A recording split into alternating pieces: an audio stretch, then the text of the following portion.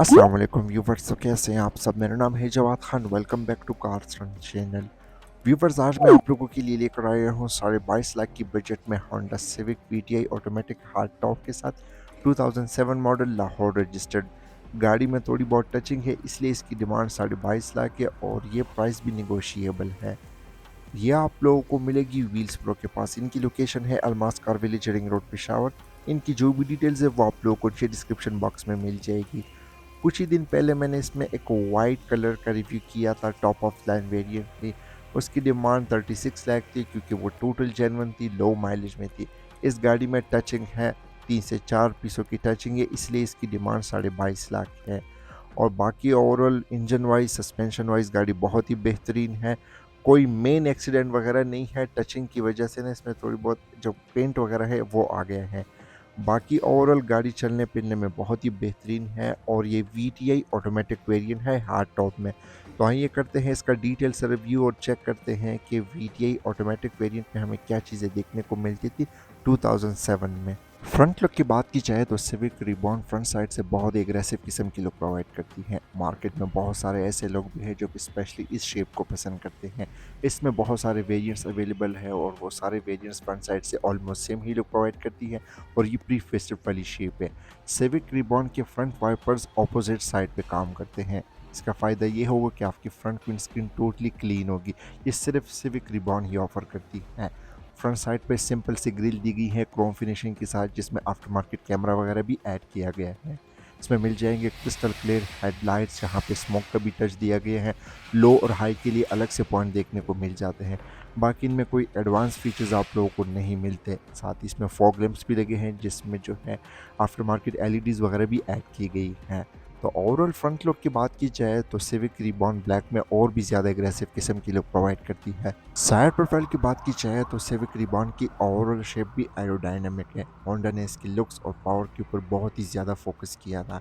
ये VTi variant है, still इसमें आप लोगों को मिलते हैं होंडा की तरफ से 15 inch alloy wheels silver finishing के साथ और इसके ऊपर ब्रांड न्यू टायर्स लगे हैं जो कि है 195/65 R15 टायर प्रोफाइल के साथ। एबीएस वगैरह इसमें स्टैंडर्ड आता है और ये फ्रंट व्हील ड्राइव होती है। इसके अलावा होंडा ने इसके डिज़ाइन के ऊपर बहुत ही ज़्यादा फोकस किया था। काफ़ी डिफरेंट से चीज़ें हमें देखने को मिलती हैं। साइड स्कर्ट्स की तरह यहाँ पे डिज़ाइन प्रोवाइड किया है। यहाँ पे कोई साइड स्कर्ट्स वगैरह है नहीं। डोर माउंटिंग का डिज़ाइन बाकी गाड़ियों से अलग है, नीचे वाली साइड पे दी गई है। इसके साइड मिरर्स रिट्रैक्टेबल है, एडजस्टेबल है, बॉडी कलर में है और ये डोर के ऊपर ही माउंट है और यहाँ पर क्वार्टर ग्लास का भी यूज़ हुआ है। साइड मिरर्स जो है उसी के साथ यहाँ पे सनवाइजर्स वगैरह तो नहीं आते क्योंकि ये वीटीआई वेरिएंट है। इसके पिछले वाले विंडोज़ वगैरह को भी टिंट किया हुआ है, क्रोम का यूज़ हुआ है। इसके जो डोर हैंडल से ये आफ्टर मार्केट इसके ऊपर क्रोम ऐड किया गया है, ओरिजिनली नहीं आता। इसके रियर व्हील्स में भी डिस्क ब्रेक्स का यूज़ हुआ है, मीन्स ये ऑल व्हील डिस्क ब्रेक्स के साथ है जो कि आज भी सिटी और यारिस ऑफर नहीं करती। तो सिविक रिबॉर्न की ब्रेकिंग की परफॉर्मेंस भी बेहतरीन है। फ्रंट साइड की तरह इसके रेयर प्रोफाइल भी बहुत एग्रेसिव लुक प्रोवाइड करती है। गाड़ी की खूबसूरती में इसके टेल लाइट्स का इजाफा करती हैं। इसके बहुत सारे वेरिएंट्स अवेलेबल हैं और वो बैक लुक से ऑलमोस्ट सेम ही लुक प्रोवाइड करती हैं। जस्ट बैजेस के डिफरेंसेस आप लोगों को मिल जाते हैं। इस सिविक रिबॉर्न की जो रियर विंड स्क्रीन है ये टिंटेड नहीं आती। यहाँ पे एबीएस वगैरह को मेंशन किया है। हाई माउंटेड ब्रेक लैंप मिल जाएगा। ट्रंक के ऊपर बहुत सारे बैजेस दिए गए हैं, जैसे कि Civic Prosmatec PTI 1.8 iVTEC. After market इसमें कैमरा ऐड किया गया, इसमें ओरिजिनली कोई कैमरा नहीं आता। मेन चीज़ है वो है इसके टेल लाइट्स। इसके टेल लाइट्स एलईडी और हाइलोजन बल्ब की कम्बिनेशन के साथ है।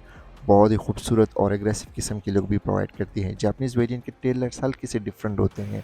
तो ओवरऑल बैक लुक की बात की जाए तो यहाँ पे एक और चीज़ भी आप लोग देखेंगे, वो है ये ड्यूल एग्जॉस्ट, जो कि सिर्फ सिविक रिबॉर्न में ही हमें देखने को मिलता है। इसके अलावा बाकी जो आजकल सिविक्स आ रही है उनमें डुअल एग्जॉस्ट आते हैं, लेकिन वो एक लेफ़्ट की तरफ होता है, एक राइट की तरफ होता है।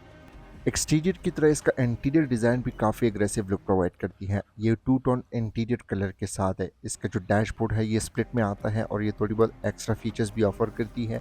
तो उन ज़मानों में कोरोला में ये चीज़ें नहीं आती थी। इसमें लगा हुआ है होंडा का एक 3 स्पोक स्टीयरिंग व्हील, जो कि आफ्टर मार्केट स्टीयरिंग व्हील है। इसमें कोई जेन्युइन इस तरह का स्टीयरिंग व्हील नहीं आया क्योंकि यहाँ पे क्रूज़ कंट्रोल की फीचर्स है, क्योंकि क्रूज़ कंट्रोल पाकिस्तानी वर्जन में नहीं दिया गया था। अलबत्ता फेसलिफ्ट के बाद यहाँ पे मल्टीमीडिया कंट्रोल्स दे दिए गए थे, लेकिन ये जापानीज़ वेरिएंट का स्टीयरिंग व्हील मुझे लग रहा है बिल्कुल ऐसा ही। आप लोग देख सकते हैं इसमें आप लोगों को बस ये चीज़ें दी गई हैं। बाकी इसकी हेडलाइट के स्विचेस नॉर्मल से है, जापानीज़ वगैरह ऑटोमेटिक वाले ऑफ़र करती हैं। वाइपर के कंट्रोल्स भी सिंपल से है। मीटर की बात की जाए तो सारी गेम यहाँ पे मीटर की है, क्योंकि ये स्प्लिट में आता है और ये सब काफ़ी एग्रेसिव किस्म की नुक निकल के आती हैं। अब इसका जो ये वाला पार्ट है, ये नीचे वाला पार्ट, ये प्लास्टिक की फिनिशिंग के साथ है। जैसे आप इसको स्टार्ट करेंगे तो नीचे वाली साइड पे 8000 का आरपीएम और इसकी टोटल माइलेज जो कि 1,60,000 है। ट्रिप ए ट्रिप बी जैसे इन्फॉर्मेशन के साथ आप लोगों को इन्फॉर्मेशन देगी। डिफरेंट से वार्निंग लाइट्स आप लोगों को मिलती है। ऊपर वाली जो डिस्प्ले दी गई है, यहाँ पे मल्टीपल इन्फॉर्मेशन मिलती है। वो सारी डिजिटल है। टेम्परेचर, डिस्टेंस स्पीडोमीटर और फ्यूल की गेज मिलेगी। मेन डैशबोर्ड की बात की जाए तो यहाँ पे मोस्टली जगह पे हार्ड प्लास्टिक का यूज़ किया गया है। डिज़ाइन आप इसका देख सकते हैं। हमें टोयोटा की तरफ से इस तरह का डिज़ाइन आज तक नहीं मिला और ना ही मिलेगा। बस मज़ीद अगर आफ्टर मार्केट चीज़ों की बात की जाए तो एंड्रॉयड पैनल तो मस्ट है। आजकल की गाड़ी में तो ये ना हो तो मज़ा ही नहीं आता, क्योंकि ये ईज़ी टू कनेक्ट है, इस तरह की चीज़ें मिल जाती हैं। इसी के साथ ही इसके जो कंट्रोल्स है एसी के, वो नॉर्मल से बटन्स वाले कंट्रोल्स दिए गए हैं। Japanese digital climate control offer करती है, पाकिस्तान में होती तो क्या ही होती। हैज़र बटन दिए गए हैं। एसी की परफॉर्मेंस भी हमें बेहतर देखने को मिल जाती है। नीचे वाली साइड पे थोड़ी सी स्टोरेज स्पेस दी गई है। सिगरेट लाइटर का ऑप्शन देखने को मिल जाता है। फिर से थोड़ी सी स्टोरेज स्पेस दी गई है। मोबाइल वॉलेट इस तरह की चीज़ें रख सकते हैं। ये वीटीआई वेरिएंट है ऑटोमेटिक ट्रांसमिशन के साथ। इसमें सनरूफ नहीं आता। ट्रेडिशनल हैंड ब्रेक मिल जाता है। हैंड ब्रेक का डिज़ाइन भी काफ़ी यूनिक और डिफरेंट सा हमें देखने को मिल जाता है। फिर यहाँ पे 2 कप होल्डर के भी ऑप्शंस दिए गए हैं, जो कि ऑप्शनल है। आप उसको यूज़ भी कर सकते हैं, नहीं भी यूज़ कर सकते हैं। आर्मरेस्ट का यूज़ मिल जाएगा, जो कि लेदर की फिनिशिंग के साथ है with storage space. Rear view mirror हमें बिल्कुल बेसिक से ही मिल जाती है। यहाँ पे कोई भी कंट्रोल्स एक्स्ट्रा नहीं आते, क्योंकि एक हार्ड टॉप वेरिएंट है। ड्राइवर और पैसेंजर के लिए 2 बड़े से सनशेड्स दी गई हैं। दोनों में वैनिटी मिरर भी दी गई हैं। लेकिन इसमें अगर लाइट होती तो क्या ही बात होती। मैं आप लोगों को दिखा भी देता हूँ। कुछ लोगों ने कहा था ज़रा करीब से भी दिखाया करें, आप लोग ये देख भी सकते हैं। रूफ़ की बात की जाए तो ऑलरेडी मैंने बताया कि एक हार्ड टॉप वेरिएंट है। इसमें कोई भी आप लोगों को सनरूफ वगैरह नहीं मिलेगा। अगर सनरूफ होता तो क्या ही बात हो, लेकिन फिर उसकी प्राइस बढ़ जाती है। डैशबोर्ड के राइट साइड पे हमारे पास यहाँ पे सिंगल एयर वेंट दिया गया है और कुछ कंट्रोल्स दिख मिल जाता है, जैसे कि मीटर की ब्राइटनेस को कम ज़्यादा कर सकते हैं, ट्रिप को रीसेट कर सकते हैं। फॉग लैम्प के बटन्स दिए गए हैं। फ्रंट सीट्स की बात की जाए तो इसके फ्रंट सीट्स ओवरऑल जो सीट्स है, ये लेदर की फिनिशिंग के साथ है। यहाँ पे जो लेदर का यूज़ किया गया है, बहुत ही बेहतर हालत में हमें देखने को मिल जाता है। इसमें नॉर्मल सिविक रिबॉन में एक और वेरिएंट भी आता है यूजी, जिसमें आप लोगों को कंपनी से ही ये सीट्स मिल जाती है, लेदर सीट्स। और ये सीट्स 3 वे मैनुअली एडजस्टेबल भी हैं। फ्रंट डोर कार्ड्स की बात की जाए, यानी ड्राइवर साइड की कंट्रोल्स की, तो इसके डोर कार्ड्स भी ये 2 टोन कलर में है। इसकी साइड विंडोज़ पावर्ड है। इसकी ऊपर वाली साइड पे ये सॉफ्ट लेदर का यूज़ किया गया है। साइड विंडोज़ इसकी पावर्ड है। साइड मिरर के कंट्रोल्स दिए गए हैं। साइड विंडो ड्राइवर वाली फुली ऑटो है। नीचे वाली साइड पे स्पीकर ग्रिल देखने को मिल जाती है और थोड़ी सी स्टोरेज स्पेस यहाँ पे दी गई है।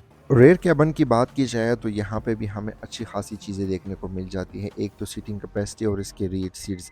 इसके रीड सीट्स भी बहुत ही कंफर्टेबल है। लेदर की फिनिशिंग के साथ ही यहाँ पे 2 हेडरेस्ट भी दिए गए हैं।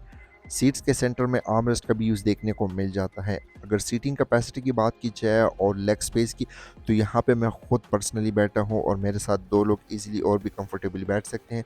अगली वाली सीटें बिल्कुल मैंने पीछे की हुई, आप इसकी लेग स्पेस वगैरह ये देख सकते हैं। लेकिन मेन चीज़ यहाँ पे इसके डैशबोर्ड का ये व्यू है, जो कि कभी भी हमें किसी और गाड़ी में इस तरह का व्यू नहीं देखने को मिलेगा। बाकी इसके रेयर डोर कार्ड्स भी same as it is front door card की तरह है। ट्रंक स्पेस की बात की जाए तो नॉर्मल सी ट्रंक स्पेस मिल जाती है। उस वक्त की कोरोला से इसकी ट्रंक स्पेस थोड़ी सी कम है।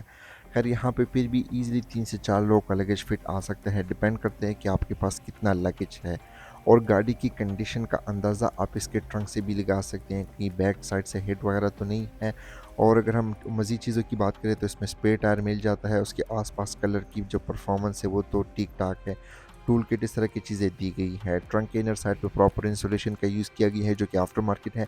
इसमें ये जेन्युइन कंपनी नहीं प्रोवाइड करती। अब अगर बात की जाए इसके इंजन की, तो इस सिविक में लगा हुआ है होंडा का मोस्ट फेमस इंजन, जिसको R18 भी कहा जाता है। इसकी प्रोडक्शन 2006 से लेकर 2015 तक हुई थी। मीन्स ये 8 जनरेशन 9 10 तीनों में ही सेम ही इंजन मिल जाता है। और उनमें CVT ट्रांसमिशन का यूज़ किया था। इसमें नॉर्मल से ऑटोमेटिक ट्रांसमिशन देखने को मिल जाती है। परफॉर्मेंस फिगर की बात की जाए तो ये 140 horse power with 174 newton meter of torque produce करती है। सिविक रिबॉर्न का एक ड्रॉबैक ये भी है कि ये फ्यूल एवरेज अच्छी प्रोवाइड नहीं करती। अगर आप इसको बहुत ही प्यार से चलाएँ तो ये 1 लीटर में 8 टू 9 किलोमीटर करती हैं। तब उन ज़मानों में फ्यूल सस्ता था तो होंडा ने इसके पावर और लुक्स के ऊपर बहुत ही ज़्यादा फोकस किया था। यही इंजन पे जब रीबर्थ और सिविक एक्स में आया तो होंडा ने इसके फ्यूल इकोनॉमी पे बहुत ही ज़्यादा ज़ोर दिया था, जिसकी वजह से इसकी फ्यूल इकोनॉमी बहुत ही ज़्यादा बेहतर हो गई थी।